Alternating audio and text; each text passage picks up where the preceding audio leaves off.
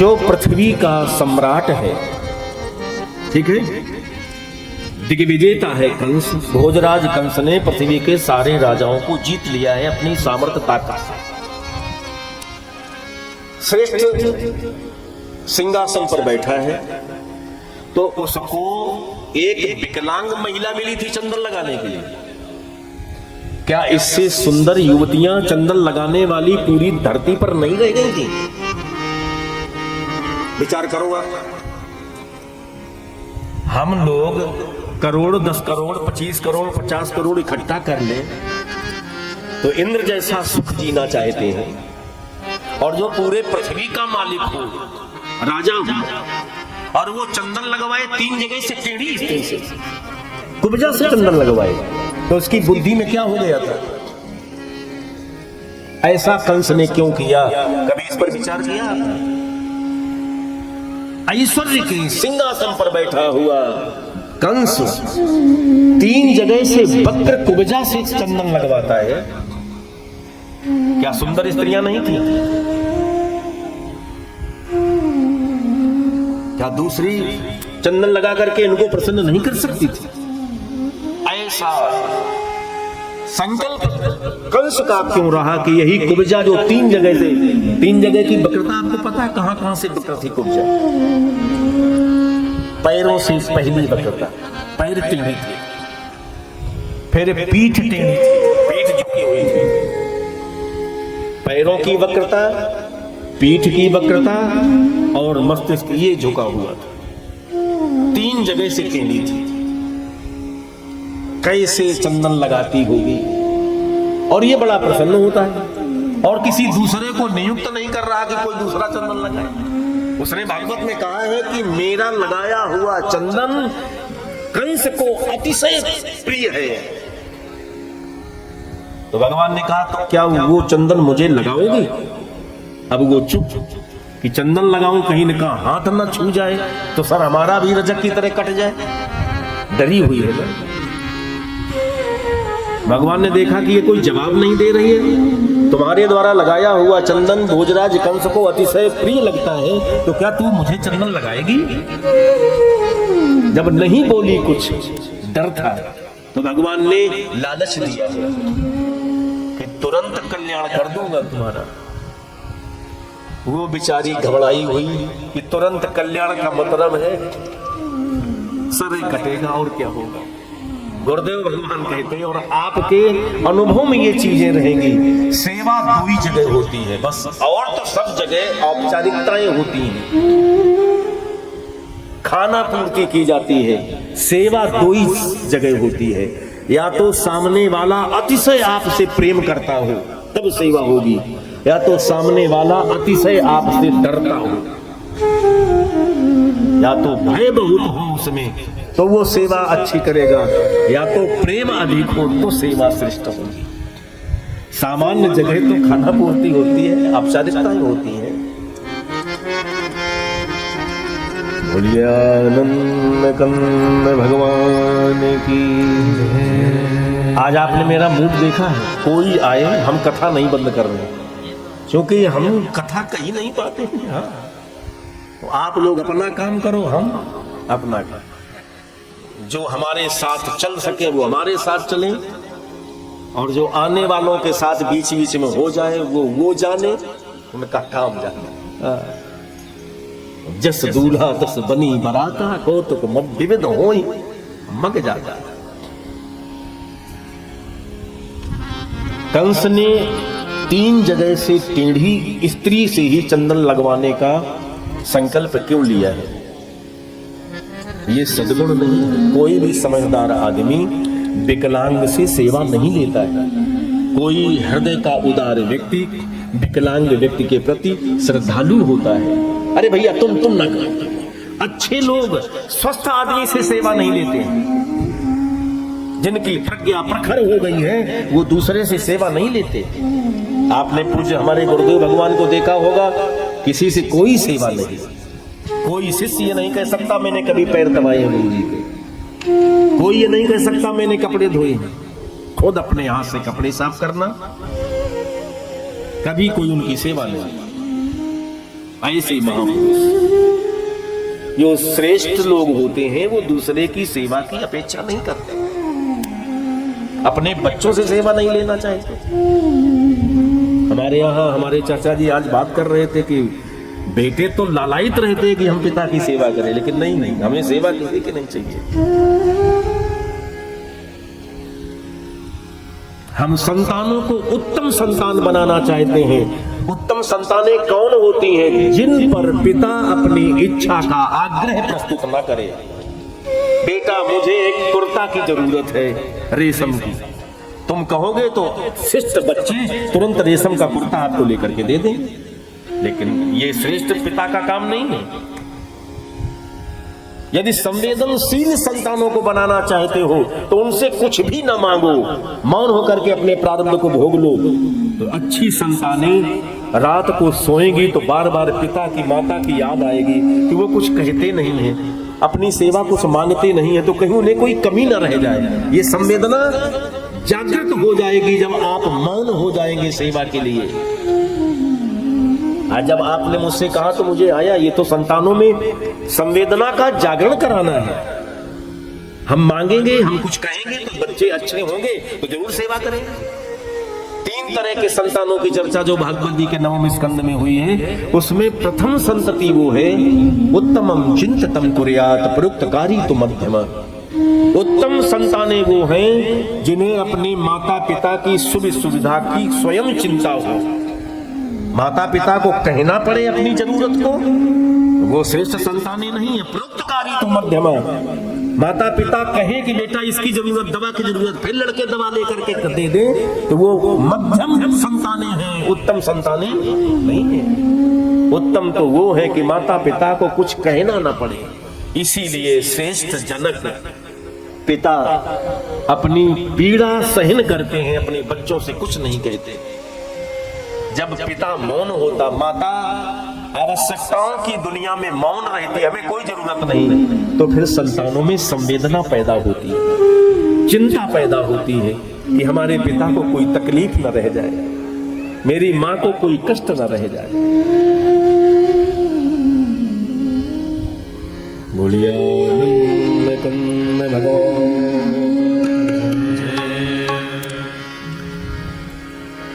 कंस ने जानबूझ करके विकलांग स्त्री से चंदन लगवाया।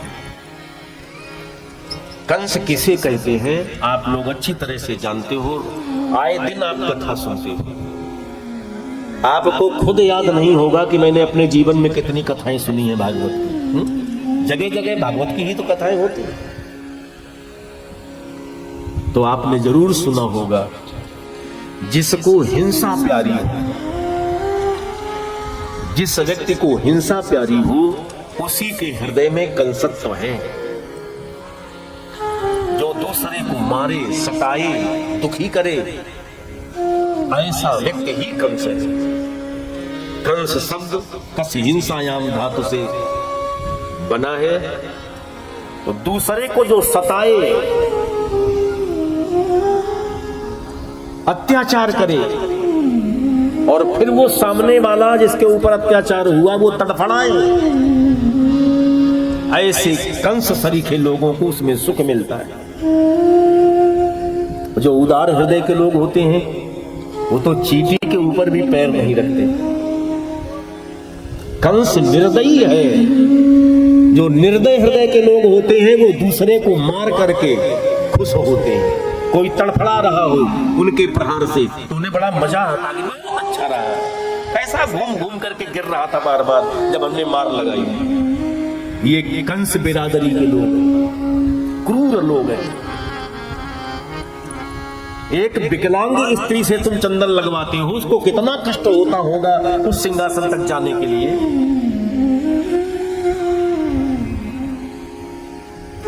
ये क्रूरता की एक सीमा पार कर गया है। सज्जन व्यक्ति सामान्य लोगों से सेवा नहीं लेते, फिर जो विकलांग है उनसे भला सेवा क्यों लेंगे? ये तो कोई क्रूर कंस ही ऐसा काम करेगा। और यही कारण था विकलांग को कष्ट हो, तकलीफ हो तो मुझे सुख मिलेगा। अच्छा, एक दृष्टि देखी जाए, दृष्टि से देखा जाए तो कुब्जा एक स्त्री है, विकलांग है और वो चंदन लगाने में बड़ी पीड़ा महसूस करती है, कष्ट होता है, लेकिन राजा प्रसन्न है तो उसकी प्रसन्नता के लिए अपने कष्ट को छिपा लेती है और कंस के सुख को ध्यान में रख करके जाती है, चंदन लगाती है और इसमें कंस बहुत प्रसन्न होता है। ये कुब्जा कंस के प्रजा की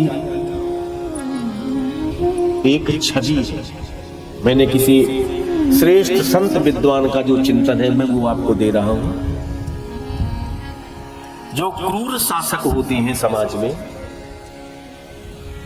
जो निर्दयी राजा होते हैं, वो अपनी प्रजा को विकलांग बना देते हैं। कुब्जा क्या है?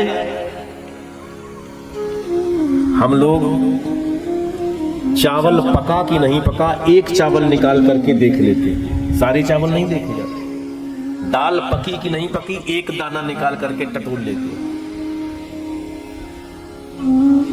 समग्रता का ज्ञानाभान हो जाता। एक विकलांग से कंस चंदन लगवाता है, उसकी क्रूरता का यही उदाहरण पर्याप्त था। उसने पूरे समाज को विकलांग बना रखा है। जब समाज विकलांग होगा तो मनमाना शासन उसके ऊपर किया जा सकता है। पैर वाले होंगे तो भाग जाएंगे और जो चला नहीं पाता वो भाग के कहां जाएगा? तुम्हारा गोबर डालेगा, नहीं डालेगा तो डंडा खाएगा तुम्हारा। पूरा पेट भरे तो ठीक, नहीं भी भरेगा तो रोएगा, तुम्हारी मार खाएगा, जाएगा कहां? इसीलिए बहुत दिमागदार आदमी कम बुद्धि वाले नौकरों को अपने यहां रखता है कि पैसा भी नहीं गिन पाएगा और खूब खेतों में काम करेगा, खूब फैक्ट्री में काम करेगा, पैसा भी कम देना होगा, भाग के कहीं जा ही नहीं पाएगा, रास्ते भूल जाएगा। यही हाल कंस का था। वो तो कंस मरा, हर एक बार सप्ताह में कंस वध की कथा सुनाई जाती है। क्यों सुनाई जाती है? मेरे भीतर वो कंस वृत्ति तो नहीं है। हम कहीं ऐसे विकलांगों के ऊपर अत्याचार तो नहीं करते हैं। यदि वृत्ति में कंस बैठा हुआ है, जब तक वो वृत्ति नष्ट नहीं होती, अत्याचार की, निर्दयता की वृत्ति मिट नहीं जाती, समूल नष्ट नहीं हो जाती, तब तक ये चरित्र सुनने की जरूरत है। इसलिए कंस वध बार बार सुनाया जाता है और हम सुनते हैं कि भीतर का कंस मर जाए।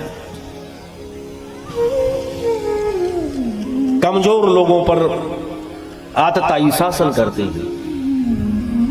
भोजराज कंस ने पूरी प्रजा को 3 जगह से टेढ़ा कर दिया था। प्रजा ही कुब्जा है। कैसे 3 जगह से टेढ़ा किया था? पैरों से टेढ़ा कर दिया। पूरे समाज में जितने लोग थे, राजा भोजराज कंस ने उनके पैर तोड़ दिए। पैर तोड़ने का मतलब डंडा लेके पैर नहीं तोड़े, स्वावलंबन नहीं दिया, स्वरोजगार नहीं दिया। जब रोजगार नहीं होगा, दुकान नहीं खोल सकते तो नौकरी तो करेंगे। अपने पैरों खड़े नहीं होने दिया।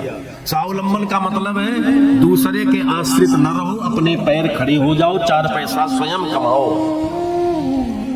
फ्री का 10 रुपया मिले वो अच्छा नहीं है, और अपनी मेहनत का 5 मिल जाए वो ज्यादा अच्छा है। तुम अपनी मेहनत से 5 कमा रहे हो तो आगे 50 करोड़ तक जाओगे, और अगर फ्री वाला 10 ले रहे हो तो इतने ज्यादा आलसी हो जाओगे कि करोगे कुछ नहीं हो, दूसरे के हाथ देखोगे कि ये कब मेरी झोली में कुछ डाल दे, अकर्मण्य हो जाओगे। इसलिए 10 के फ्री वाले पैसे में कभी लालच में ना आना, मेहनत करके 5 रुपया मिले उसमें अग्रसर हो जाना, बढ़ जाना। लेकिन कंस ने अपनी प्रजा में ऐसा नहीं होने दिया। मेरी प्रजा का कोई भी व्यक्ति अपने पैरों पर खड़ा हो गया, स्वयं कमाने लगा, तो फिर हमारी हां हुजूरी कैसे करेगा? इसलिए ऐसी कोई व्यवस्था प्रासादों से ना दी जाए जिससे समाज के लोग अपने पैरों खड़े हो जाए। लोग बोले कि हम खेती कर, नहीं खेती वती नहीं करोगे, बोले पैसा हमसे ले जाओ, सूद में और ब्याज में पैसा दिए, खेती सब हम करवाएंगे, पैसा हमसे दो। पैसा ब्याज में बांटा और स्वयं काम नहीं करने दिया तो पीढ़ियां की पीढ़ियां गुलाम हो गई हैं उस राजा की, क्योंकि स्वावलंबन ही नहीं, ये पैरों से प्रजा को टेढ़ा कर दिया। जो क्रूर लोग होते हैं समाज में वो ऐसे प्रजा को विकलांग बना देते हैं साहब, स्वावलंबन नहीं देने देते। ये कुब्जा का पहला रूप है, इसने अपनी प्रजा को स्वावलंबन नहीं दिया, अपने पैरों खड़ा नहीं होने दिया, पीठ से विकलांग कर दिया। 3 जगह से टेढ़ी थी कुब्जा, पैर टेढ़े थे और पीठ टेढ़ी थी। इतना कर्ज दिया है कि कर्ज से प्रजा लद गई, भार से उनकी पीठ टूट गई। लोग कभी श्वास नहीं ले पाए कि हम राजा कंस के कर्ज से कभी उर्ण भी हो पाएंगे। बाबा परबाबा की पीढ़ियां सेवा करती चली आई और आज भी सब सेवा कर रही है, उन्हीं की गुलाम हो जाती है। अरे तुम्हारे बाबा का इतना कर्ज अभी बाकी है, तुम्हारे पिता का इतना बाकी है, खाओ कपड़ा पहनो, बस इसके अलावा और कुछ नहीं। जो शरीर की सामर्थ्य है वो हमारी सेवा में समर्पित करो। स्वावलंबन न देना ये पैरों की विकलांगता है, इतना कर्ज दे दिया ये पीठ की विकलांगता है। और जो क्रूर राजा होते हैं, देखो कौन आ रहा कौन जा रहा है, उधर ना जाओ। हम आपको बहुत कुछ सार संदर्भ सुनाने के लिए आए हैं, इसलिए चित्त को एकाग्र रखो, क्योंकि हम तुम्हें देखते हैं और तुम अगर दूसरे को देखोगे तो मुझे कैसा लगेगा। हम आपको ऐसा सुनाने का गुरु कृपा से प्रयास करते हैं तो जीवन में शायद चिंतन में आपके ना आया हो, तो हम तो मेहनत कर रहे हैं और आप फिर उसी तरह से प्रस्तुत होइएगा। नहीं तो राजा परीक्षित पूरे पृथ्वी का सम्राट था, घर क्यों छोड़ दिया? डंलप के गद्दे लगवाता और प्रतीक्षा करता कि आने दो तत्क्षण। ये 7 दिन यही घर में एसी लगा करके वातानुकूलित महल बनवा करके यही सत्संग करेंगे। गृहस्थी में सत्संग होता नहीं, इसीलिए घर गृहस्थी छोड़ दी। यहां प्रत्यक्ष मोह ठोकर मारता है आकर के, तो चित्त विचित्त होता, कैसे वो रस कैसे जाएगा। भूरियानंद कंद भगवान की, श्री वृंदावन बिहारी लाल की। कोई विद्यालय नहीं खुलवाए ना, ये पढ़ लिख जाएंगे तो फिर मेरा शासन नहीं मानेंगे, मेरे न्याय अन्याय के भेद को जान जाएंगे तो ये क्रांति कर देंगे। मेरा अत्याचार प्रजा सहन नहीं कर पाएगी। जिस समय वो जागरूक हो गई, जिस समय उसे विद्या आ गई, सब तक ज्ञान हो गया, बुद्धि में विवेक पैदा हो गया, तो एक अत्याचारी शासक का अत्याचार समाज स्वीकार नहीं करती, क्रांति खड़ी कर देती है। इसलिए विद्यालय न खुलवाए जाएं। जो क्रूर शासक होते हैं वो पहला प्रहार अशिक्षा हो समाज में, वो शिक्षित न हो पाए। अपने बच्चों को विदेश पढ़ाएं, कॉन्वेंट में पढ़ाएं और हमसे कहें प्राइमरी में पढ़ाओ। जो सरकारें शिक्षा के लिए उदासीन है, नकल लेकर के परीक्षा दो, ऐसी सरकारें आई कि नहीं आई? नकल को प्रोत्साहित दिया। समझ लेना ये पीढ़ियां दर पीढ़ियां हमारे ऊपर हमें गुलाम बना करके शासन करना चाहते हैं कि हमारी बिरादरी यदि विवेकवान हो गई तो मेरा फिर स्वार्थ सिद्ध नहीं होगा। अरे साहब, बहुत ऊंचाई पर बैठना वो व्यक्ति श्रेष्ठ हो गया ऐसा नहीं है। कभी कभी षड्यंत्र से ऊंचाई पाई जाती है, कभी कभी दूसरे को लड़ा करके अपनी ऊंचाई पाई जाती है। कितना क्या क्या षड्यंत्र होता है। भाई भाई में विरोध करा दे कि इनका वोट हमें मिल जाए, उनका एक ना मिले तो उनको भी ना मिले। ये सियासत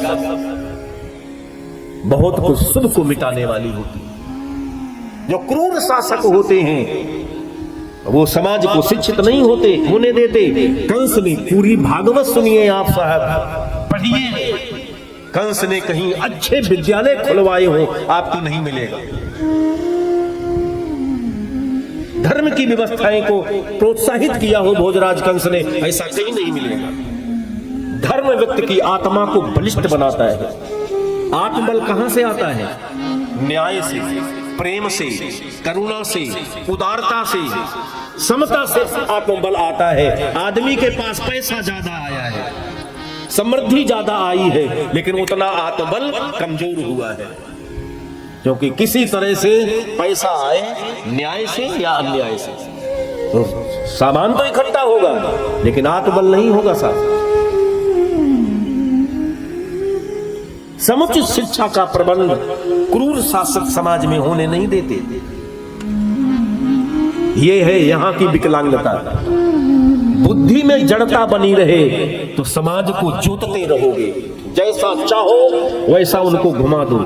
आजकल बहुत सारे लोग ऐसे हैं समाज में, इतने जितने लोग बैठे हो, हम ही आप में ऐसे लोग बहुत मिल जाएंगे जो दूसरे की बात पर भरोसा करते हैं। घर का व्यक्ति क्या कह रहा है उनकी बात नहीं मानेंगे, दूसरे ने कान में कुछ कह दिया, जो पहले कह जाए बस वही लकीर पक्की, और फिर सब सत्य झूठा। ऐसे हैं कान के कच्चे लोग की नहीं है। ये बुद्धि की जड़ता है। आपने समाज में जो प्रेम दिया है तो निश्चित है लोग अपनी अपने तरह से अपने अपने स्वार्थों को लेकर के, अपनी अपनी इच्छाओं को लेकर के तुम्हारे कान भरेंगे आकर के। अरे आप तो आप हैं, आप समीक्षा करें कि कौन आदमी की ये बात क्यों कह रहा है, इसका ऐसा बोलने में क्या स्वार्थ है, फिर आप विचार करके निर्णय लीजिए। लेकिन हमारे अपने लोगों में ऐसे लोग हैं जो पहली बार कान में बता जाए वही पक्का, फिर चाहे पत्नी रोती रहे कहती रहे सत्य ये नहीं है, चाहे बेटा रोता रहे पिता मानने ना रहे, हमें पहले जान गए कि तुम ऐसे। ये बुद्धि की जड़ता है। जो दुष्ट शासक होते हैं, सम्राट होते हैं क्रूर, वो बुद्धि में विवेक पैदा हो ऐसी व्यवस्था, ऐसा प्रबंध समाज में नहीं होने देते। यही है बुद्धि की जड़ता, विकलांगता। बुद्धि से समाज को विकलांग बनाया, इतना कर्ज लाद दिया कि पीठ से विकलांग हो गई समाज, और स्वावलंबी नहीं, अपना व्यवसाय नहीं करने दिया, स्वयं का कोई रोजगार नहीं मिला, अपना कुछ खुद का काम नहीं करने दिया, ये स्वावलंबी हो गए, अपने पैर खड़े हो गए, तो फिर मेरी आज्ञा का पालना नहीं होगी, पालन नहीं करेंगे। इसलिए समाज को, प्रजा को कंस ने 3 जगह से विकलांग बना दिया, तो सारी कंस की प्रजा कुब्जा हो गई, वक्र हो गई।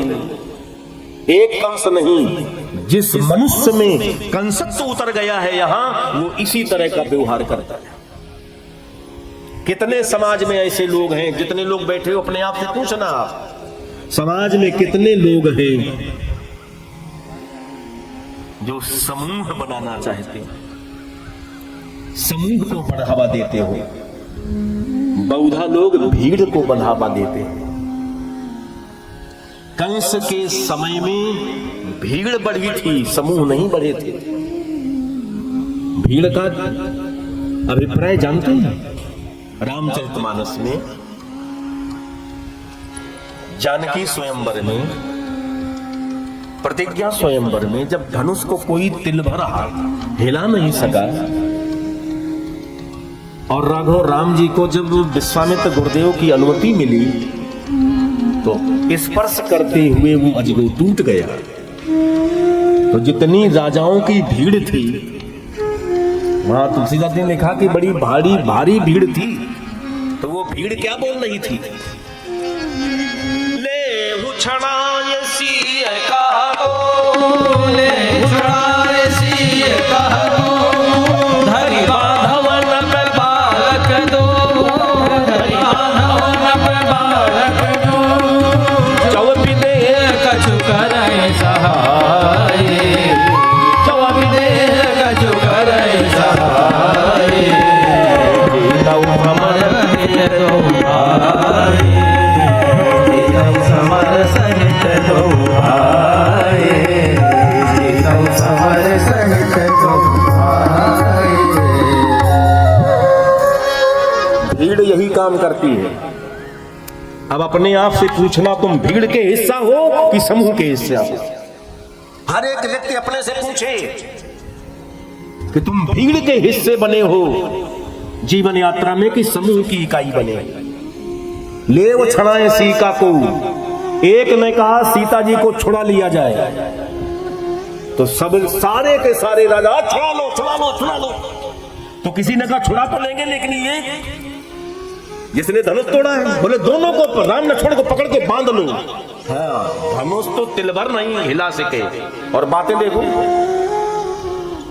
धरी बांधो नृप बालक दो। उन्होंने कहा कि राजा जनक मदद करेगा उसकी। अरे बोले हम सब लोग मिलकर के राजा जनक को जीत लेंगे। बिना सरपैर की बात भीड़ बोलती है, स्वयं का विवेक नहीं होता।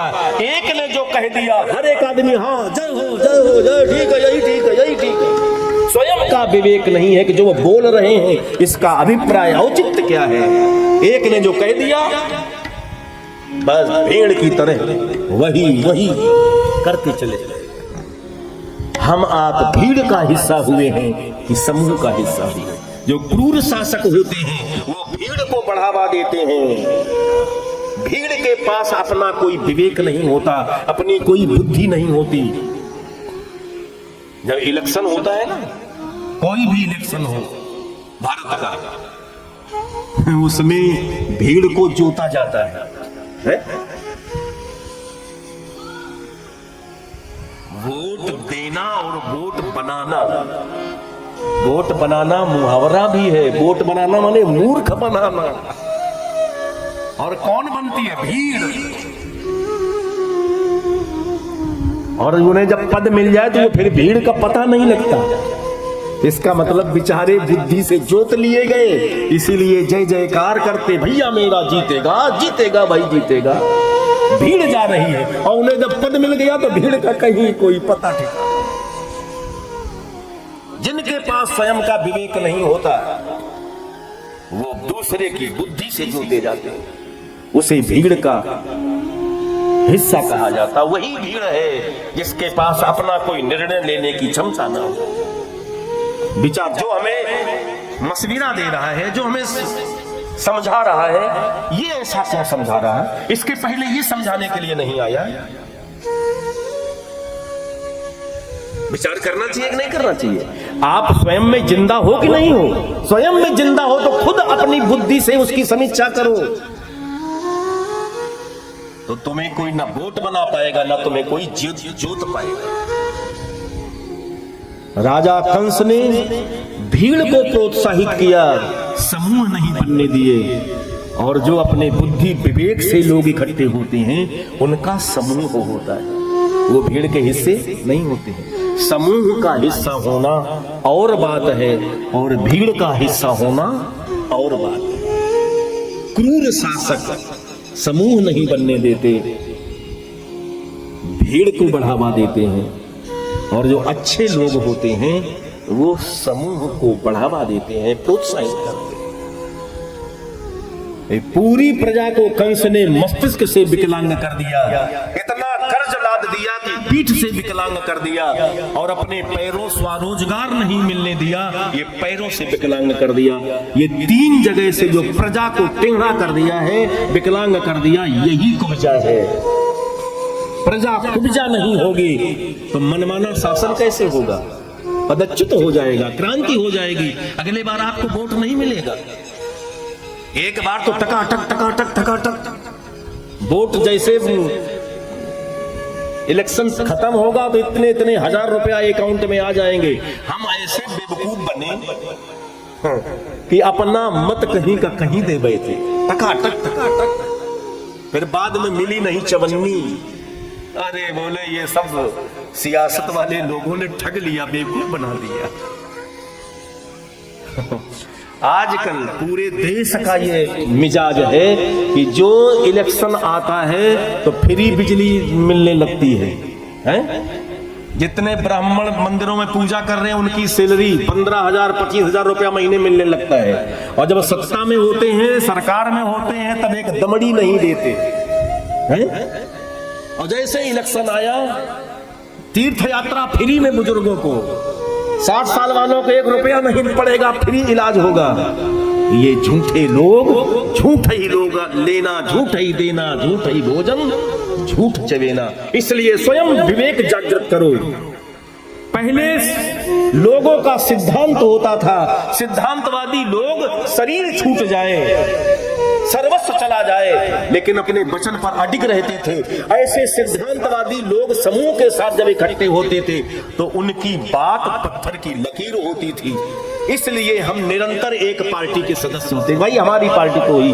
अब तो आदमी तुरंत थूक करके चाटने वाले लोग हो गए। इसको साहित्य में बीभत्स अलंकार कहा गया है। अभी क्या कह रहे हैं और तुरंत पलट जाएंगे। तो जब लोगों का सिद्धांत नहीं रह गया तो हम लोग ये क्यों कहते हैं कि हम तो फला पार्टी को ही वोट देंगे, जो राष्ट्र हित में काम करे, जो प्रजा हित में काम करे, हमारा वोट उसको मिलेगा। हम किसी लीगल किसी पार्टी के वोटर नहीं है कि हम जिसको चाहे उसको अपना मत दे दें। मत माने अपनी बुद्धि से उसे एक्सेप्ट करना, स्वीकार करना। इसकी कीमत सिक्कों से नहीं तौली जा सकती। मेरा मन होगा, मेरी बुद्धि जहां कहेगी कि देश का कल्याण कैसे होगा। मैंने कल आपसे चर्चा की है, अपना धर्म, अपनी निष्ठा किसी अधर्मी की सुरक्षा के लिए आप लगाओगे तो परमात्मा पहले तुम्हें मिटाएगा। पितामह भीष्म को और वृंदा को इसीलिए भगवान ने समाज में बिल्कुल आवरणहीन कर दिया कि तुमने अपनी सत्यनिष्ठा, अपने धर्म को, अपनी तपस्या को एक पापी के पाप छिपाने के लिए कवच रूप में लगाया। तो हम सबसे पहले तुम्हें बिगाड़ेंगे, तुम्हें मिटाएंगे। समाज के अच्छे लोग ऐसे गलत गंदे लोगों का समर्थन करते हैं जिससे राष्ट्र का हित नहीं होता है। हमारे सैनिक मारे गए, 50 की संख्या में मारे गए, और हमारे दोस्त देश के लोग कह रहे थे प्रमाण दीजिए कि पड़ोसी देश का इसमें हाथ है। अरे विदेशी कोई कहे तो हमें जो शर्म आती है, इस राजनीति ने व्यक्ति को कहां से कहां गिरा दिया। प्रमाण अपने देश से प्रमाण मांगे जा रहे हैं। हर एक पार्टी का आदमी प्रमाण मांग रहा था कि तुम झूठ कह रहे हो, समाज को, भारत को बेवकूफ बना रहे हो, तुमने ऐसा कोई आक्रमण दूसरे देश में किया ही नहीं। देखिए तो साहब ये हाल। इसलिए विवेकवान बने, भीड़ का हिस्सा न बने। और जो क्रूर लोग होते हैं शासन सत्ता पर जब पहुंच जाते तो वो आपको भीड़ के हिस्से बने इसी ओर प्रोत्साहित करते हैं। आप समूह की इकाई बने, वो ऐसा चाहते नहीं, ना होने देते।